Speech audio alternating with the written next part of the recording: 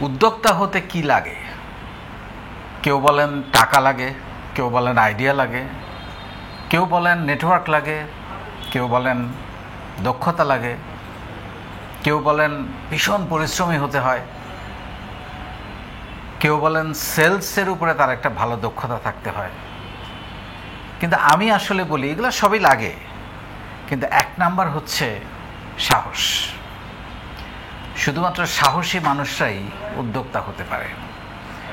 কারণ আপনার যদি সাহস না থাকে, আপনি দেখবেন বেশিরভাগ, আমি নিজেও জব করেছি, I have all the respect যারা জব করেন, বেশিরভাগ মানুষ চায় একটা সার্টেন জীবন, নিশ্চিত জীবন, মাস শেষে একটা বেতন আসবে, সুন্দরভাবে সংসার চালাবো।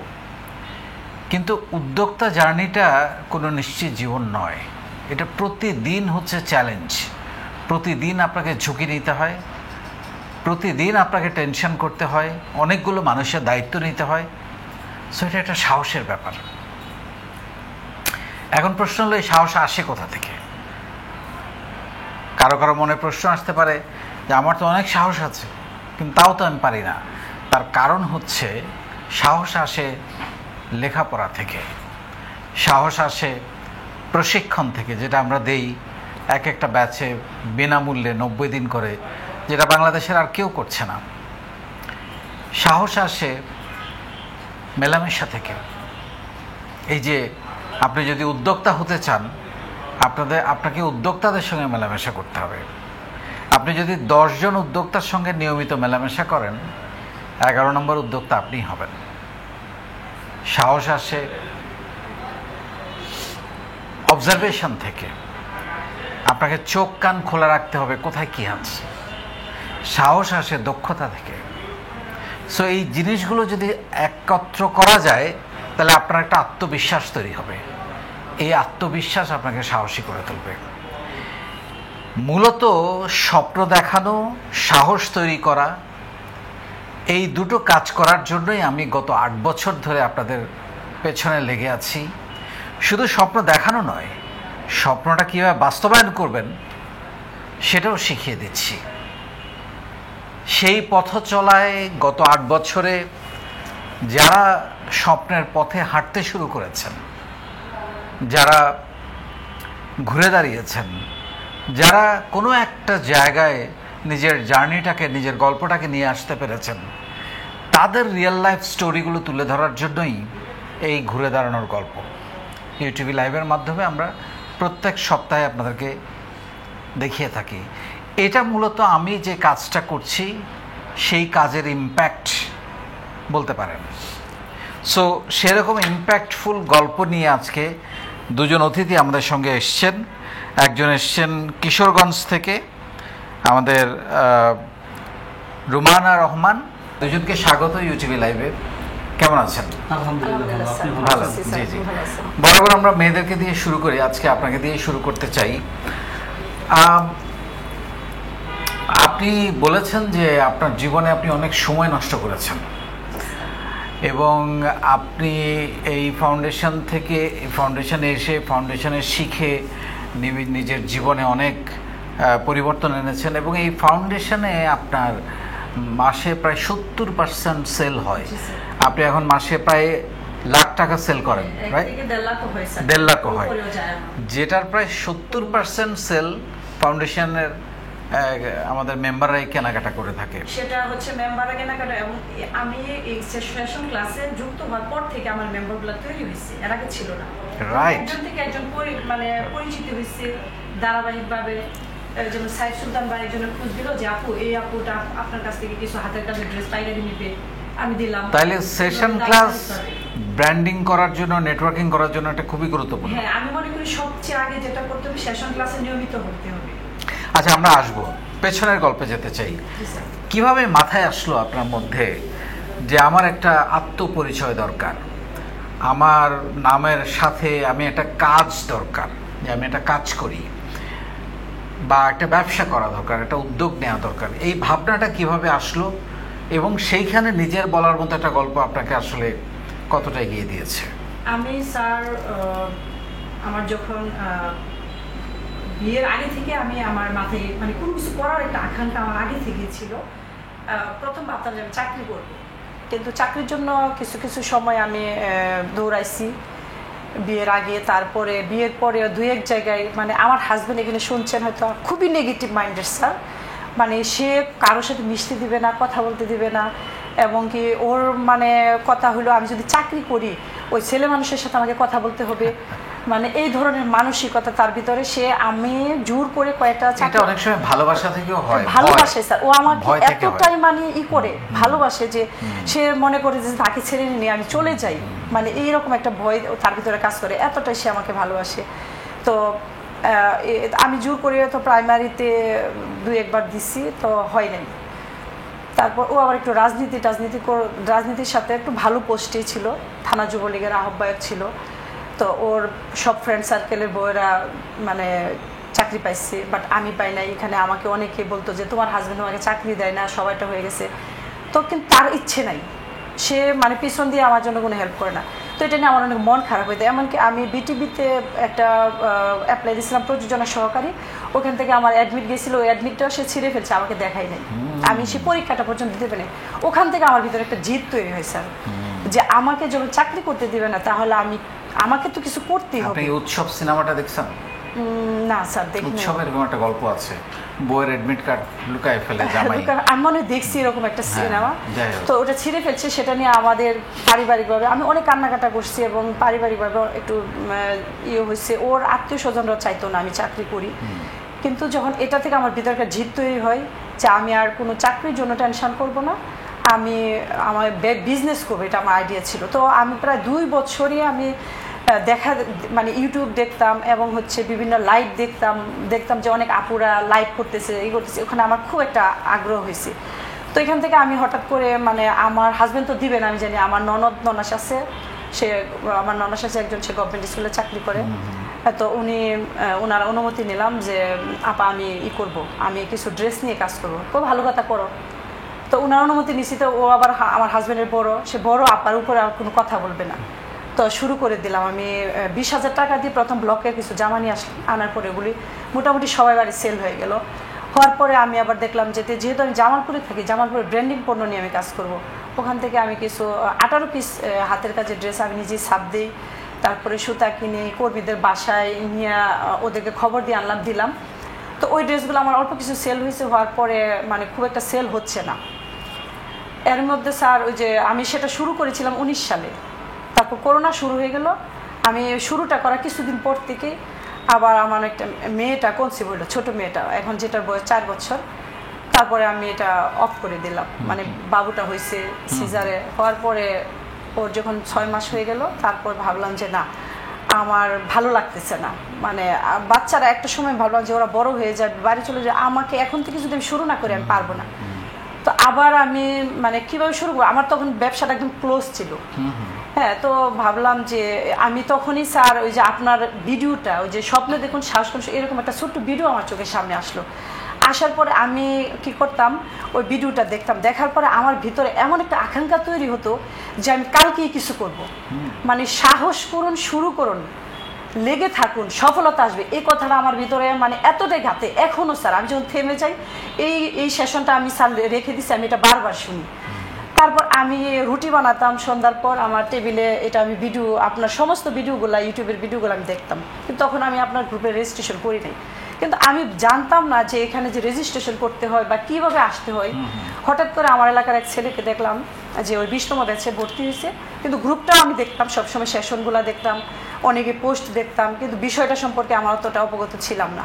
পরে হঠাৎ করে ওকে দেখার পরে ওকে নোট দিলাম, দেওয়ার পরে আমি বললাম যে তুমি কিভাবে এখানে রেজিস্ট্রেশন করছো, আমাকে করে দাও। পরে ও তাৎক্ষণিক আমাকে করে দিল। দেওয়ার পরে আমি শুরু করলাম জামালপুরে। প্রথম আমি সেশন ক্লাস, 7টা সেশন ক্লাসের মাথায় আমার ওখানে একটা পণ্য প্রদর্শনী হয়। তো দুবাই থেকে এক আপু আমার কাছে 7,000 টাকা ড্রেস সেল করে, এটা আমার ফার্স্ট সেল ফাউন্ডেশন থেকে 7 দিনের মাথায়। তো ইনশাল্লাহ শুরু হয়ে গেল আমার পথ চলা। আরও আমি উৎসাহ পেলাম, হাতের কাজের ড্রেস আরও নিয়ে শুরু করলাম। তারপরে স্যার এইভাবে আমি কিশোরগঞ্জে যুক্ত হই। কিশোরগঞ্জে স্যার 2000তম দিনে আমার সর্বোচ্চ সেল হয়, যেটা আমাদের 2000তম দিন উদযাপন হয়েছিল কিশোরগঞ্জ ইয়াতে সদরে। তো তো ওখানে সবাই পণ্য নিয়েছিল, আমার পণ্যগুলোর সর্বোচ্চ সেলার আমি ছিলাম। তো এখানে আমার অনেকগুলা পরিচিত মুখ আসছে পাইকারি, ওই মিরপুরে 11তে থাকে ওই আপু আমার কাছে কিছু ড্রেস নেই, তারপরে ঢাকায়, মানে যারা নিচ্ছে সবাই ঢাকারই বেশি। তো এইভাবে স্যার আমার পথ চলাটা, আমার এই ফাউন্ডেশনটা আমাকে মানে এই পর্যায়ে আনবে স্যার, এটা আমি কখনোই কল্পনা করি না। এবং আমি যে এই জায়গায় আসবো সেটা আমি ভাবিনি। আমি স্যার কথা বলতে পারতাম না, এই যে আপনার সামনে আমি কথা বলতেছি, আমার মানে ভাবতেছি যে আমার হাত পা ঠান্ডা হয়ে যাবে। এই কথা বলাটা স্যার আমি ফাউন্ডেশন থেকে শিখছি।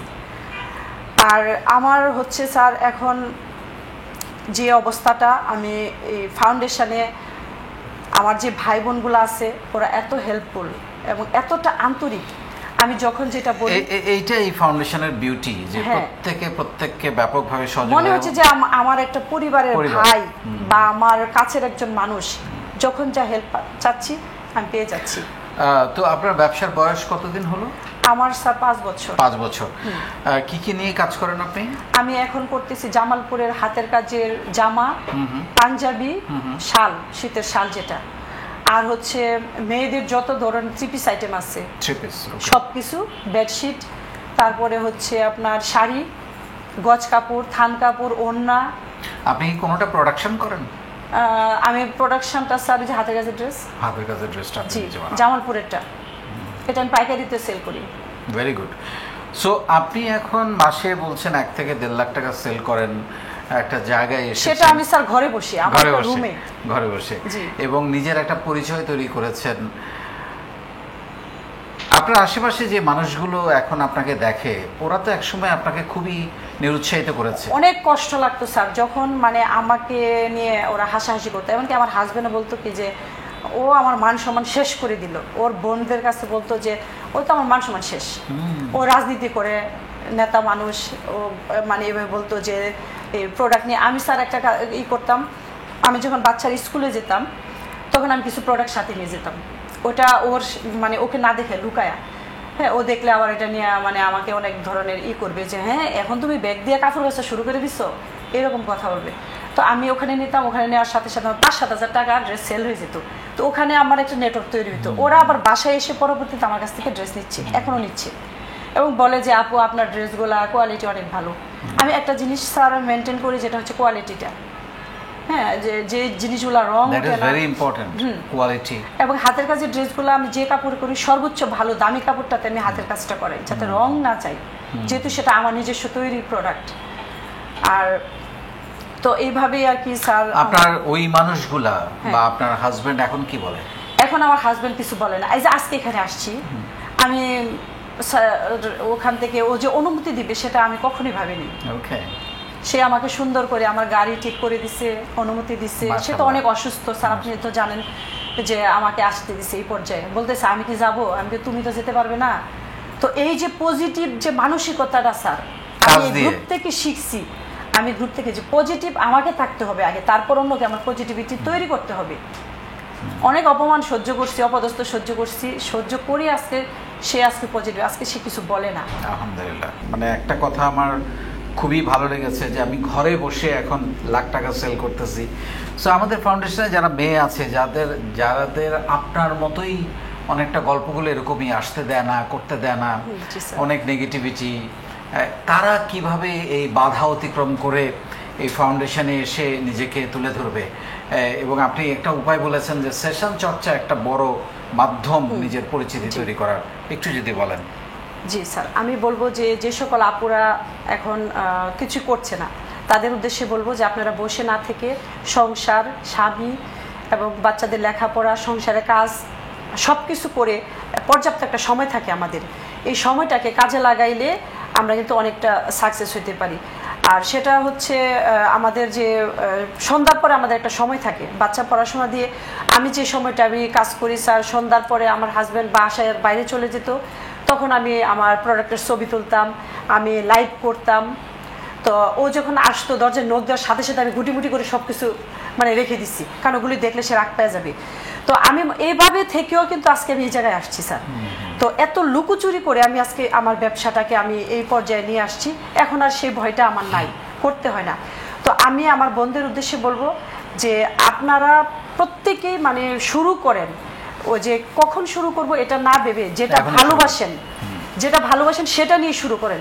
কেউ রান্না করে এখন খাবার ডেলিভারি দিচ্ছে, কেউ কাপড়ের বিজনেস করতেছে, কেউ আবার যে অনেক সময় খাবার অর্ডার নিচ্ছে।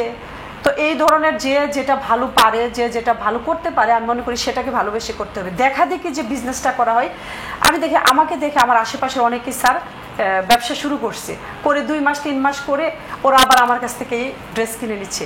তো আমি বলি যে হ্যাঁ করো, সমস্যা নেই, আমার কাছে কোনো পরামর্শ চাইলে তোমরা নিও। তো ওরা আবার ঝরে গেছে। আমি বললাম যে দেখা দেখি ব্যবসা হয় না, ব্যবসা করতে হলে নিজস্ব একটা প্রশিক্ষণ লাগে, দক্ষতা লাগে, যেটা আমি নিজের বলার মতো গল্প ফাউন্ডেশন থেকে নিছি। এর আগে কিন্তু আমার এটা ছিল না, আমার নেটওয়ার্ক ছিল না।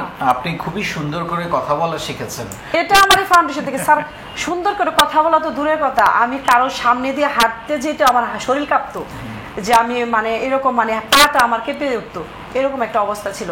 এটা আমি বেশিরভাগ আমার এটা হয়েছে পণ্য প্রদর্শনী থেকে। তারপরে আমি কিছু লাইভ ভিডিও দিয়েছি, বেশি দিতে পারি নাই, যেটা আমাদের গ্রুপে আছে, এটা আমি বেশি দিতে পারি না, কয়েকটা দিছিলাম। তারপরে কিছুদিন আগে আমি একটা ভিডিও করছিলাম। তো এইগুলা থেকে আমার আজকে কথা বলাটার জন্য আমি 100% আমার এই ফাউন্ডেশন আমাকে মানে এটা দিচ্ছে 100%। আর সেটা পাইছি আমি সেশন ক্লাস, যেখানে উপস্থাপনা আসে, উপস্থাপনাটা সবচেয়ে গুরুত্বপূর্ণ। সেশন ক্লাসে উপস্থাপনা, সেশনগুলো পাঠ করা, সেশনগুলো বিশ্লেষণ করা, এটাতে কি হয় নিজেও জানা যায়, অন্যকে বোঝানো যায়, নিজের দক্ষতা তৈরি হওয়া যায়। অ্যাবসলিউটলি। এবং আমি সবসময় বলি যে আপনি যদি শুধু কথা বলতে পারেন, আপনি কিছু না কিছু করতে পারবেন। হ্যাঁ স্যার, এটা একটা বিরাট যোগ্যতা। কথা বলা না জানলে কাস্টমারকে আপনার করা যাবে না, মন জোগানো যাবে না। অ্যাবসলিউটলি। আপনার স্বপ্ন নিয়ে শুনতে চাই, কোথায় দেখতে চান নিজেকে 5 বছর? আমি স্যার স্বপ্নটা আমার আগামী 10 বছরে আমার অনেক বড় একটা স্বপ্ন আছে, যে আমি এমন একটা আমার শোরুম হবে, আমি স্বপ্ন দেখি। আমি কিন্তু স্যার আরেকটা কথা বলি যে আমি আমার নিজের অর্থায়নে আমি একটা শোরুমের কাজ শুরু করছি।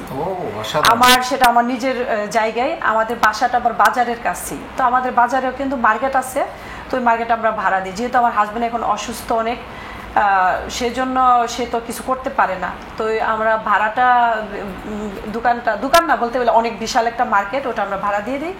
আর এখন আমি আমার বাসার সামনে আমার পর্যাপ্ত জায়গা আছে, তো এটা বাজারের পাশেই। তো ওখানে আমি 20 ফিট লম্বায় আমি একটা শোরুমের কাজ ধরছি। 50% কাজ আমার অলরেডি শেষ, আর বাকি কাজটা আমার আশা করি 1 মাসের মধ্যে কমপ্লিট হবে স্যার। আমার হাজবেন্ড কিন্তু স্যার কিডনি পেশেন্ট, মানে 2 বছর ধরে সে তার 2টা কিডনি ড্যামেজ হয়ে গেছে। আমি স্যার গত রমজান মাসে আমি পুরাটাই কিডনি ফাউন্ডেশনে ছিলাম, আমার হাজবেন্ডকে নিয়ে, আমার 9 দিতে পরে একটা ছেলেকে নিয়ে। এখনো সেই অবস্থা খারাপ, ডায়ালিসিস দিতে হয়। তো তার লাইফের এখনো কোনো গ্যারান্টি নাই স্যার।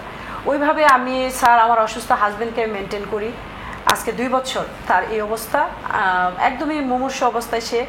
তারপর আমার ছোট ছোট 2টা বাচ্চা স্যার আছে, আর ছেলেটা আমার সাথে আসছে, ক্লাস 9-এ পড়ে। তো আমি স্যার অনেক মানে স্ট্রাগলের মধ্যে দিয়ে স্যার আমার দিন যাচ্ছে। আমার হাজবেন্ড তো মনে করেন বাজার টাজার পর্যন্ত সে করতে পারে না, মানুষ দিয়ে আমাকে করাইতে হয়। তো এটা আসলে আমি আমার দেশবাসীর কাছে আমি দোয়া চাই, আমার হাজবেন্ডের হায়াতের জন্য আমি দোয়া চাই। হ্যাঁ, দোয়া করি। এবং আপনি বিশাল একটা দায়িত্ব পালন করছেন, এবং দেখেন আল্লাহর হুকুম, আজকে আপনি একটা কিছু করছেন বলে সবকিছু হয়তো সুন্দরভাবে চলে যাচ্ছে। যদি আপনি কিছুই না করতেন তখন হয়তো আরো একটা বড় ধরনের বিপর্যয় তৈরি হতো। দোয়া থাকলো আপনার হাজবেন্ডের জন্য, ভালো থাকবেন। ঠিক আছে, দোয়া থাকলো স্যার। শুনলেন দুজনের গল্প, আমি তো খুবই অনুপ্রাণিত, এবং এই গল্পগুলোর মধ্যে এতটাই উত্থান পতন ছিল এবং এতটাই শিক্ষণীয় ছিল, অনুপ্রেরণামূলক ছিল। আমি তো মনে করি যে আপনাদেরকে নিশ্চয়ই ভাবনা তৈরি করেছে। এবং আমি যে কথাটা একটু আগে বলছিলাম যে একটা মানুষ চাইলে একেবারে শূন্য থেকে, ইভেন মাইনাস থেকে জীবন শুরু করতে পারে, ঘুরে দাঁড়াতে পারে। এবং আপনারা সেটা রাসেলের গল্প থেকে নিশ্চয়ই বুঝতে পেরেছেন।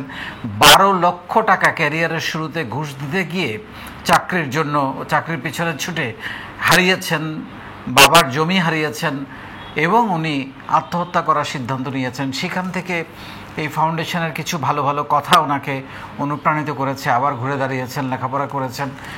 এমনকি উনি যাকে ভালোবাসেন তার পরিবার তার সাথে বিয়ে দিতে রাজি ছিলেন না, কারণ উনি কিছু করেন না।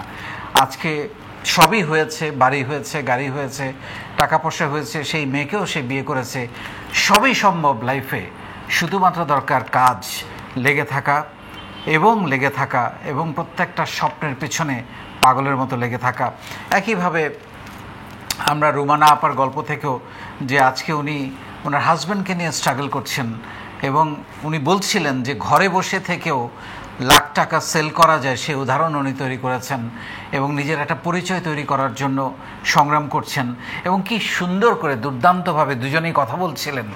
এই কথা বলার জড়তা কাটানোর আমাদের যে দক্ষতার সেশন সেটা ওনাদেরকে কতটা বদলে দিয়েছে সেটাই দেখলেন আপনারা।